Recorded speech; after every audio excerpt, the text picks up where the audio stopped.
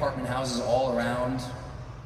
Grew up in a very violent, very addicted, very difficult culture, where no one really had any money, and no one really seemed to want to get out. We had one famous person in our entire area, a guy named Evel Knievel.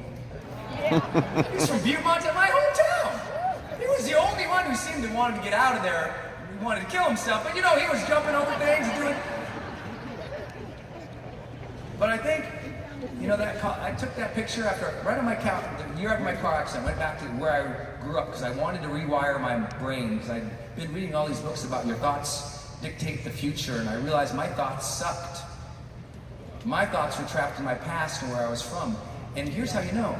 Because sometimes if you can't see tomorrow, because all you do is see the bills today, you don't have clarity yet.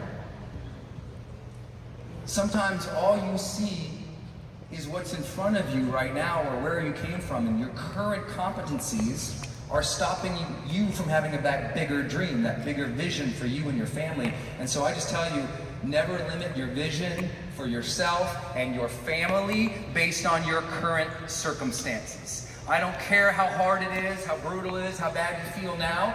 Do not get stuck at looking to the page of today when you got a bunch of blank pages in the chapters ahead. Do not forget you are stronger than you think, and the future holds good things for everybody in this room, ladies and gentlemen. Every one of us. You got to have clarity beyond your circumstances. That's the trick.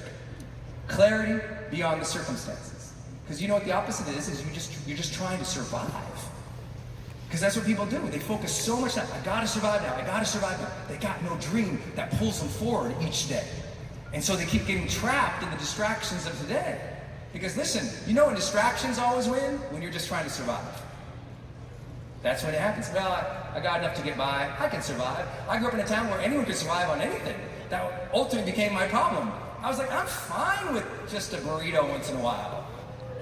I can make it by. Sometimes because your ability to survive, just getting by, just making it by, that's cheating you from dreaming bigger and going after. But now, in a room like this, in an arena like this, it's time to look around and look at all the seats up there and over there and expand your vision for your family again. It's time. It's your time to give yourself that gift, to see a bigger future, and to believe in it and feel it and look beyond what happened yesterday or today. It's your time. You deserve a bigger future for your family again, and sometimes they can't see it, and they'll think you're crazy for even being here, and your friends will think you're crazy for even being here. Don't let them and their lack of clarity for your opportunity blind you from that vision. Can I get an amen on a Saturday? Amen. See me on. I mean, look at me, the kid from Montana. I'm showing you some pictures, and I'm not bragging unless you're from Montana. I'm definitely bragging with you from Montana, because it's like, I never could have imagined, if I only saw my life, and listen, what if my vision was boxed in that house I grew up in? What if I never saw beyond the block I grew up on? We wouldn't be here. I never would get to work with, mentor, and coach the people who I looked up to, like the people who move the needle of the world, the legends of this world. I would never have gotten to meet them. Like, I wanted to learn to speak, because where I grew up, no one really communicated well, and Larry King was the world's great communicator. I said, one day I'll work with him. I was a mad and angry and sad young man. I said, I want to meet the Dalai Lama one day and work with him. I never knew I'd get to work with Miss Oprah Winfrey. Never knew that, not from the town I grew up in, but she never imagined she would get where she was from that girl barefoot in Mississippi. And I've had that blessing of working with her multiple times in my life. We did a course together for the Oprah Winfrey Network, a kid from Montana. I never knew I'd get to meet billionaires and presidents. That's Branson and Clinton. And if they're too liberal for you, I got these other guys too. But I don't, listen, I don't show those because there's no, if I'm going to brag about a picture, there is one. And that's my favorite picture. That's my mom and my dad. And that's it, right? What do you do it for? You know? What do you do it for? And I always tell people, success counts the most when your clarity and your belief allows you to give back to your family. Take it seriously here. You didn't know it, but you came in this room to get reset about your beliefs about what's possible for you and your family. You might not have known that was what was going to happen, but I hope that's happening for you, because if you can reset your clarity for a bigger vision, everything can change. So turn to the person to the left or right, grab their shoulders, shake them and say, get a bigger vision. Shake them. Get a bigger vision, Keith! Get a bigger vision, Stephen. Habit number 2. Get a bigger vision. Mary Ellen. You guys are kind of good at this. You guys are kind of good at this one. You're kind of good at this one. High performers generate energy, baby. Everything in their heart and soul generates energy. They care for their energy because they know their energy is directly tied to their success, and it's a fact that is undeniable. Did you know high performers work out 5 days per week, 47 times percent more than an average performer? You better believe it. I know. And listen, it's not that they're like going crazy and posting their abs every day, but they are very conscious. They are very conscious of their energy. Like everything else, I learned this from the research when my life was this too. Some of you guys were with me on social media maybe when in 2011 I had my brain injury. I wrecked a four-wheeler while I was out with friends. And I snapped my wrist, broke my ribs, threw out my hip, dislocated my shoulder. And I thought I was lucky. I was like, well, that sucks, but I healed. And then a couple months later, my life started falling apart because I didn't know I had a concussion. And then it got really severe and turned into a traumatic brain injury. And there was months where I was just mean to people. And I'd always been the nicest kid. And I would just get like upset and anxious and nervous, and like my emotions would completely flip on a dime. And I'd be mean to my wife. I'd do a big seminar, a huge event, thousands of people. I'd walk off stage, I would feel fulfilled. Like my energy for joy in life had gone away. And I always tell audiences that because, hey, if any of you have fallen down or you got hurt recently and you feel like your life is kind of falling apart, you might have not known you hurt yourself. And make sure you go get a doctor and make sure you get a brain scan and just check. Because concussions are ruining a lot of people's lives. It happened to me. But guess what? You also can't just go, oh, poor me. I knew something was off, so I did everything to change my energy, because I think we have to remember this. You have to be responsible for the energy you're projecting in the world. Your kids see you if you're always tired, and now they role model you and they're going to live a tired life. Your team feels it if every time you get on the call, okay, Sarah, how'd you do this week? Like your joy is either going to light up this world or your boredom is going to turn it off. Who's pumped to be in this room right now, ladies and gentlemen? Woo! Be responsible. I mean, who knows an absolute jerk who is not responsible for their energy? Anyone ever know that person? Yeah, whose fault is that? Jerks always blame everybody else, but a jerk is a jerk and their energy is their energy. Don't let their energy invade your energy. You protect your energy, and you decide each day, what do you want your energy to be about? What kind of attitude do you want to have? What kind of energy do you want to project and show to the children and the people that you lead and serve? You need to be responsible for that. Listen, if I have one defining metaphor in my life, it's the life's golden ticket metaphor. We all get second chances. The second one is a simple thing we learned when we were young about like how energy works. And I love to tell this because I think it really resonates with this group. It's that old idea that the power plant doesn't have energy, it generates energy. For the geeks in the room like me, actually it transforms energy. Let's go with it for a minute. Because here's what happens. A power plant takes energy from one source that's of lower caliber, and it transforms it and transmits it to a higher utilization. Am I right? Okay, God, I hope I got that right in front of this group. Thank you, sir. Woo! Okay, one guy. Okay, one guy. You and me, brother. Barbecue and beer on me. Thank God. Okay. But you gotta know, is the world's energy controlling you? Or can you take that negativity and spin it up into something positive for yourself and your family? Because you know what? If the haters are winning over you, it's not the haters' fault. It's you. You got to own that energy and take back control of it and not apologize for it, not play small. How you are, I mean, can I feel your energy as a human when I meet you? Or did you power down so much because you got hurt or sad or discouraged? You got to revisit that at every stage of your life, not just when you turn 30, 40, 50, 60, or 70, or when there's a zero. Today, you have to learn to bring the joy back in. High performers do everything they can, from how they eat, to how they work out, to how they plan their sleep, to have the energy so that they have the mental stamina and the physical endurance to crush it, to stay ahead. Because you've all been sick before, or like me, maybe you've been hurt. And you know when that happens, you fall behind. So take care of yourselves. Eat well, sleep well, work out, move around. You know, get up off the chair once in a while and really celebrate the energy that you've been given. I also believe we've all been given a spirit, and that spirit doesn't play small.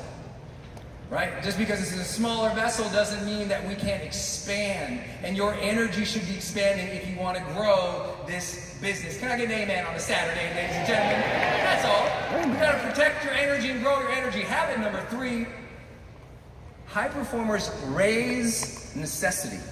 Make sure you write this one down because it's a weird one. It's a strange one. It's a really strange word, but maybe I can give an example of it.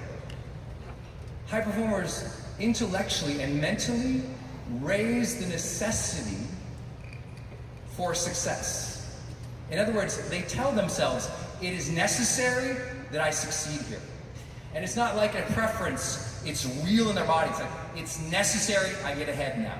It's necessary I contribute well here. It's necessary I do a good job. It is necessary I fight for my family now. Necessity is driving them in a positive way. And I'm not the first one to tell you. Remember Les Brown? Les Brown said, you gotta be hungry. You gotta be hungry for success. That's necessity. I'll give you an example. If the world knows me for something, it's usually books. I've had 6 huge monster best-selling books from the kid who couldn't write. And I got a picture of the kid who couldn't write. That was time of my life. I'd left a safe job to follow my dream, to be a writer and a coach and a speaker. And the truth was, I didn't know what I was doing. I failed to seek clarity and ask for help. I didn't manage my energy, so I was always depressed and down because I was going broke. I had no money. Ultimately, my girlfriend took that picture. After I moved in with her, we were in San Francisco and broke. And you know what? San Francisco's a crappy town to be broke in. You know what I'm saying? Like, if you're gonna be broke, just don't be broke in San Francisco. That place sucks when you're broke. I mean, my gosh. We had nothing. I had to move in with her. I moved in with a bunch of boxes of books, because that's all I ever had. Books always saved my life. I moved in with her, and I decided I was gonna write a book. And for weeks and months, I would kind of fake it. I would like go to the fancy cafes in California where the fancy famous writers wrote. And I would sit down and I would go up to the fancy counter and I would get a fancy $7 green tea and a $6 croissant. And I would go back down and I'd sit next there and I'd look around, everyone's typing along, and I'd kind of type a page or a half a page, and then I'd look around, everyone's still typing, and I'd eat another croissant, and I'd sit there and nothing was happening. And I got, you know what, I got it. I'm not feeling it. I don't feel inspired. So I better go, I'll go walk around the park, or I'll go read in the bookstore. I'll go seek inspiration outside of me. This goes on for weeks and months, and I'm just not writing and just not getting it done. Weeks and months are going by, faking it, telling myself I gotta get inspired someday, waiting for inspiration. And then in that process, I went bankrupt. Didn't make any money. Had nothing. That picture you saw, it was just, when I moved in at that point with my girlfriend, all it was a little fold-out 3-legged table I borrowed from my mom's sewing room. She used to have a sewing room table on it. Put it on there. The apartment was so small, there wasn't really any desk, just that little table. So on the bed, I put my bills, I put my invoices, my vision boards, my research, the bankruptcy papers. And one night I'm writing on the little fold-out desk, and my lady, Denise, comes in. She walks around, she's trying not to disturb me because I'm finally writing. I'm sure she's thinking, thank God he's writing. She goes around, trying not to disturb me. I'm tapping away, and I look over, and I just happen to see her crawl under the covers to go to bed. She doesn't want to disturb the things on top of her, and I appreciate that in the moment. I look over, and then it kind of hits me. And I'm watching my lady, my life, my love, my sunshine, my woman, sleep under the weight of my bills. Literally sleeping on my bills. And it was just like, just like snapped something in me. But in a good way. Because I looked over and none of us in this room want to be the cause of pain for our loved ones because of our own inaction. None of us want to be the cause of pain of our loved ones because of our own inaction. And I looked over and I said, never again. This is going to get done, because now it was psychological, it was necessary for me to get this done. Because how many of you will do something more for other people than you do for yourself? So I was like, and I just started writing all night. I stayed up all night writing, because when she was going to get up, I was going to have progress. 15 days, write, all day, just write. Wrote a book called Life's Golden Ticket that changed our life forever in 6, 7 months, 9 months, writing, nothing happens. I see her suffer, 15 days. That book is done and on the bestseller list a month later. Why? Because of necessity. So here's something to write down or take a picture of, this slide right here. Every day, ask yourself, who needs me on my A game? Why is it necessary that I serve with excellence today? Because that's what high performers do. They're wondering how to be extraordinary for other people. They want to serve, they want to lead, they want to take care of other people. That's the stuff of necessity. But it doesn't happen once in a while. They literally, as I talk to them, they do it. I worked with a gold medalist Olympic sprinter, and I was her high performance coach. And this is before she won the gold. And we worked for a while. After she wins the gold, she's like, everyone was trying to figure out what happened. And as we had these conversations, it's like, you know what? I knew it was going to happen, because there's two types of people. She was competing against people. They would go up to the line, right? Get ready for that sprint. And some people are like, I'm going to do a good job. I'm going to win this thing. She went up there, and when she took her pivot, when she took ready, she said, I'm going to win this one for my mom. She won. You'll do more and you will excel more when you remind yourself it's for other people. You get out of your own way. Stream, it's time to lead. Can I get an amen on a Saturday? Amen. Somebody needs you to be your best, and until you tap into that, don't pretend you're into personal development. Don't pretend, because personal development was always tied to social progress. Personal development was always tied to service and to leadership. And I know I don't need to preach that to you, but if you're not doing this every morning, if you keep bumbling into the day without reminding yourself of your why it's necessary to win, that's why you keep playing at half speed versus full speed. You gotta get your mindset at full speed. The way to do that is to remind yourself of the whys. Habit number 4, easy one. Everyone gets this one. Increase productivity. High performers are more productive than everybody else. And often, it's not that hard. It's not that hard.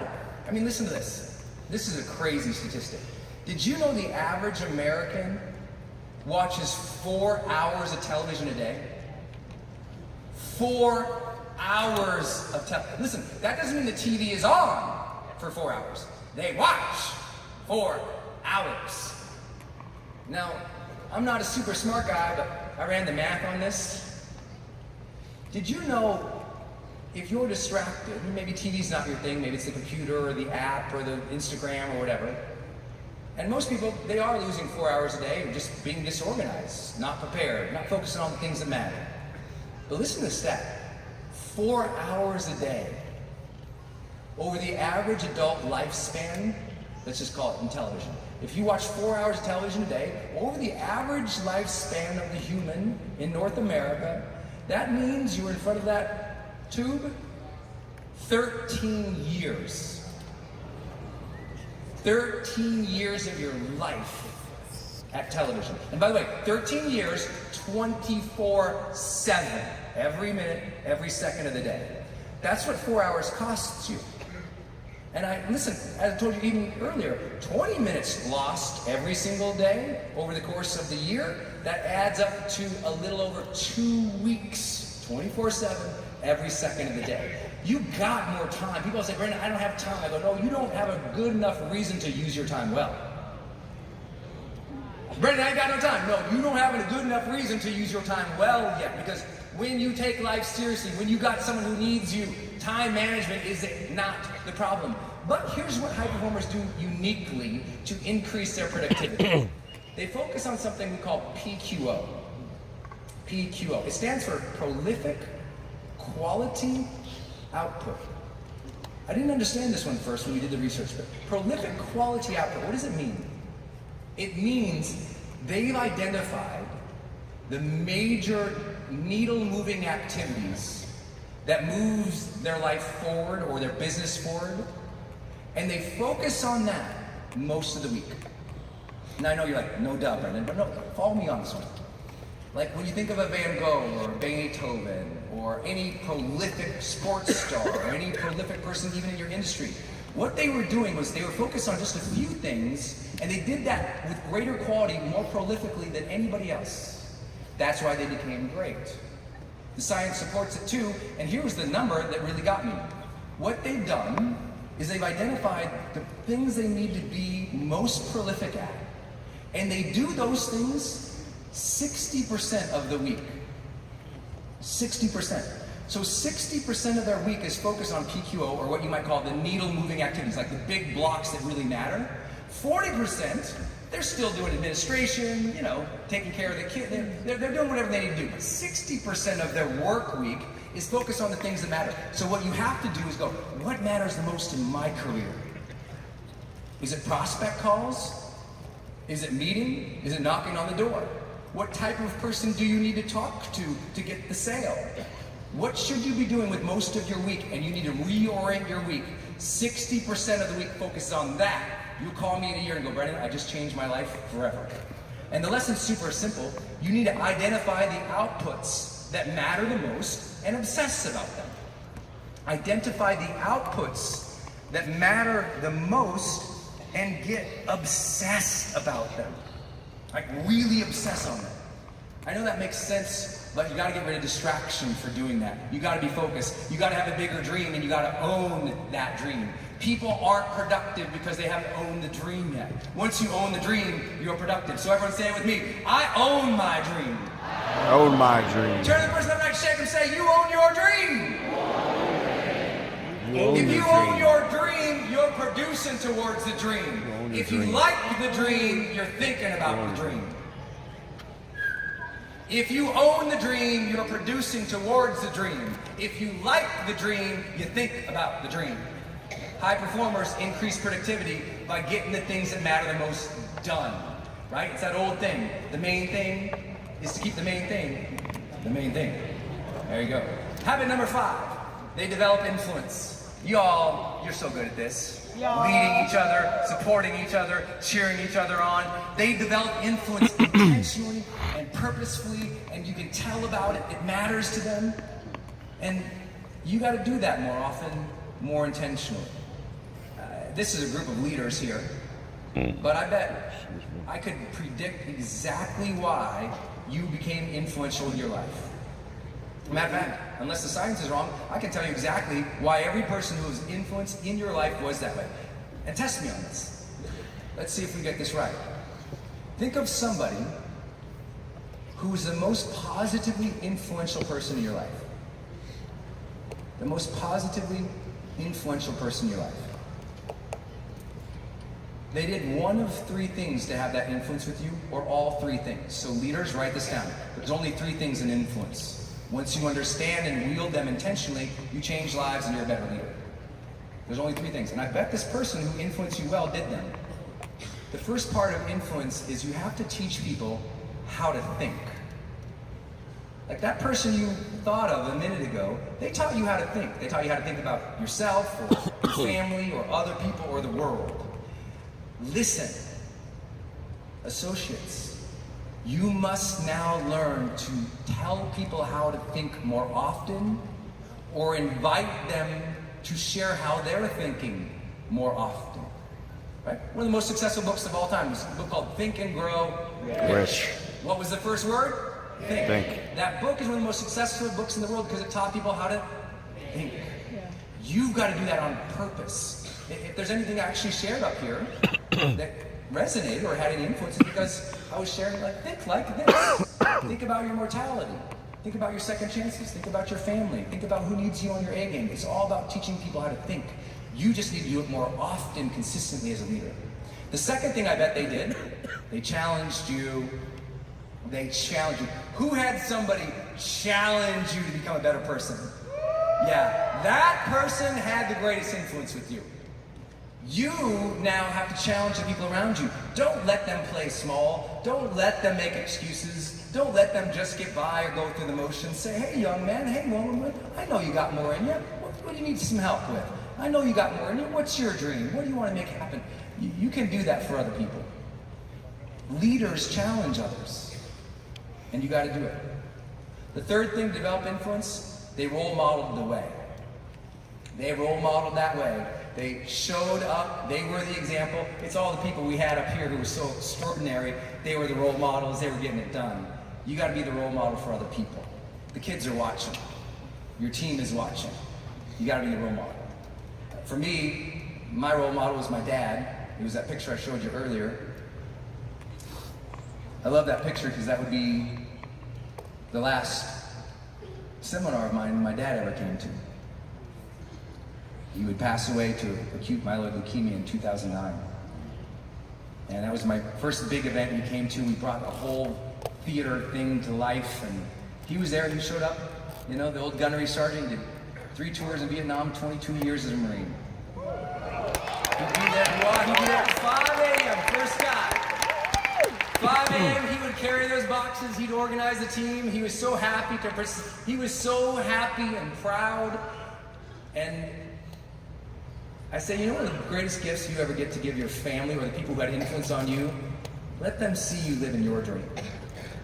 Let them see you working for it. Let them see you doing it. Let them have that gift. I'm happy you got to see that gift. I'm here because of Dad. He would always say the same 7 things to us before he passed away from leukemia. I was on the road when they gave him the final diagnosis, and he said that he had 7 days to live. So I had to get back home, but I was so scared he would pass away, so I called him. I said, hey, Dad, I'd like to ask you some questions about life. And I asked to record the call. I was so scared I wouldn't get there. So I asked him interview questions about life. And I just asked him 30 questions about, you know, how he grew up and what he thought about his family, what he learned from Grandma and Grandpa, how he met my mom, what he thought of each kid when he had us, what he wanted us to know about life. And throughout that interview, he was sharing things that made me realize he was so intentional about influence his whole life. I never knew it.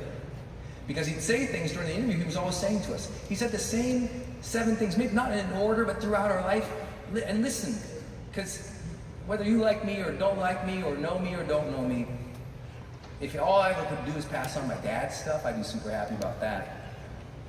And what Dad was always saying, listen how good this is. He was always saying these things. Be yourself. Be honest. Do your best. Take care of your family. Treat people with respect. Be a good citizen. Follow your dreams. I always say it in one way or another. And when he shared that with me towards the end of his life, I really understood influence for the first time in some ways, because it's this message that you got to remember you are always influencing people at every single moment. So be intentional. I never knew my dad was so intentional until the end. I thought, oh, you're telling me that now, but you were telling us throughout life. You got to know how you want to be influential to your children and how you want to be influential to your team. So remember how you show up today when you leave these doors and you talk to your team. You're making influence, so be responsible for your energy. You're making influence, so lead well. You're making influence, so change the world. You have that opportunity. You have to remember it. Is this true, ladies and gentlemen? You have so much influence. Stop forgetting it. Stop forgetting what you are capable of and can show people. Because we need you right now. I heard the speakers earlier who were saying, hey, the world's not always perfect right now. We got to do a better job. We got to show up. Your work, your mission, it's important. It's important to people like me who couldn't afford our energy. It's important to people out there who don't have the opportunities you have. You have influence, so wield that. Will you do that, yes? Yes. All right. You just got to say it's your time at some point. It's your time. And when you know it's your time, you're ready to lead, you'll develop the habits. You'll go for it, you'll be brave, you'll be courageous, you'll make it happen because you're wondering who needs you on your A game, and you'll go serve them, and you will show up. I'll share the last thing I learned a pretty hard way through our research was this idea of demonstrating courage. Probably the one I sucked at the most, demonstrating courage. You're going to leave these doors and you're going to go demonstrate courage by going for it or apologizing or holding it back. You're going to demonstrate courage for your family by the way you address your fears and you step into the unknown. Because many of you don't know what tomorrow is going to be like. But if you keep facing uncertainty so scared versus charging in, you won't have the breakthrough. It's okay that you don't know how it's exactly going to go. Show up confident anyway, because confidence is your belief in your ability to figure things out, and you can figure it out. When you own that dream, when you want to serve other people, you'll figure it out. You just now have to jump into it bravely. I've got one final story for you about this, because I wasn't good at courage. My whole life, I had a lot of fears growing up. There was a lot of anger, there was a lot of challenge and turmoil where I grew up, so I was never a confident kid. And I also grew up in a place where there was a lot of violence. So I was always just kind of holding back and turning back. It led to a lot of weird fears as I grew up. One of them was I had a tremendous terror of heights. And matter of fact, I mean, this stage right here was a little far back. I was scared of heights for a long time, and something taught me how to do courage. Because it's not like most of us think. And here's what that was for me. You know, I'll show the last few pictures here. My buddies decided on my friend's bachelor party to go skydiving. The thing I was most terrified of in my life was this idea, and they all knew it. And sometimes it takes the people around you to make you more courageous. And I remember, I'll never forget, ever forget what happened. We were on this trip, we're in the middle of Arizona. We pull up literally what felt like in the middle of the desert. And we pull up in 2 SUVs with my friends. And we get out, and I remember there was a barn over here, the plane in the middle, and a bar over here. Bar.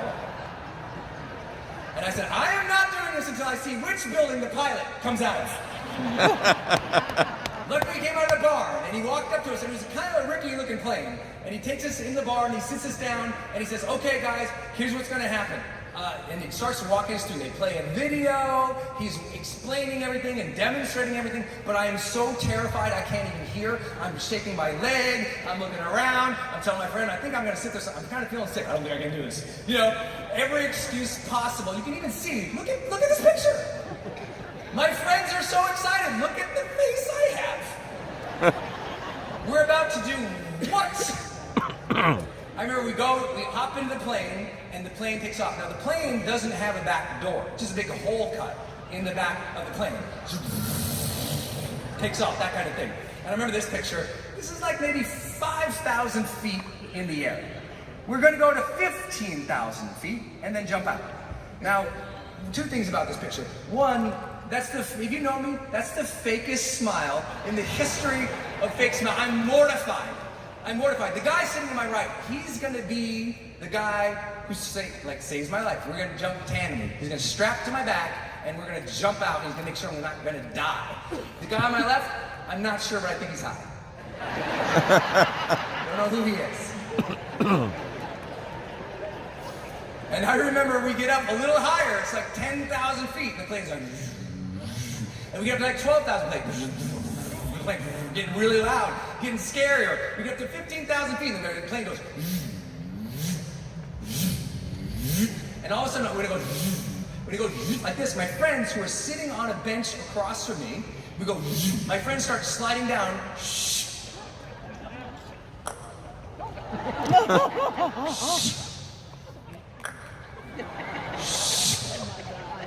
Just watching your friends fall to their death. And I start freaking out on this guy. I'm like, oh my God. He starts struggling. I'm like, oh no, wait, what am I supposed to do? I forgot, I'm like freaking out. I can't even talk. I'm spitting, I'm terrified.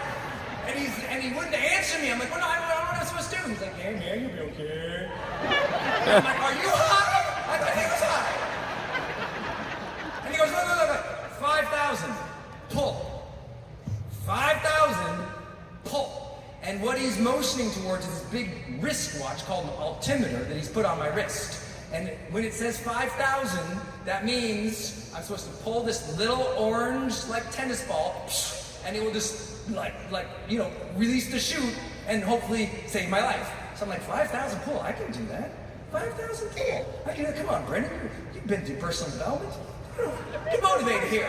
You can handle this. Fire yourself up. So I start talking. I said, come on, Brendon, you got this. Man, you can do this. Yeah. I'm telling myself I'll do positive thinking. Think positively. You can do this. Friend.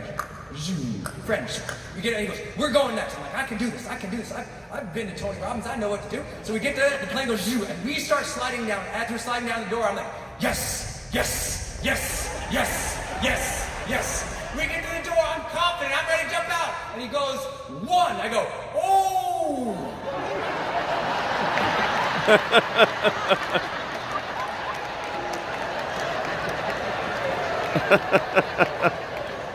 He goes, 1. I go, no.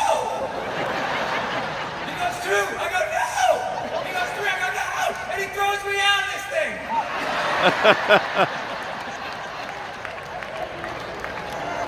I remember, and look at Buddha back there. He's calm. He's cool. No problem. I love this next picture.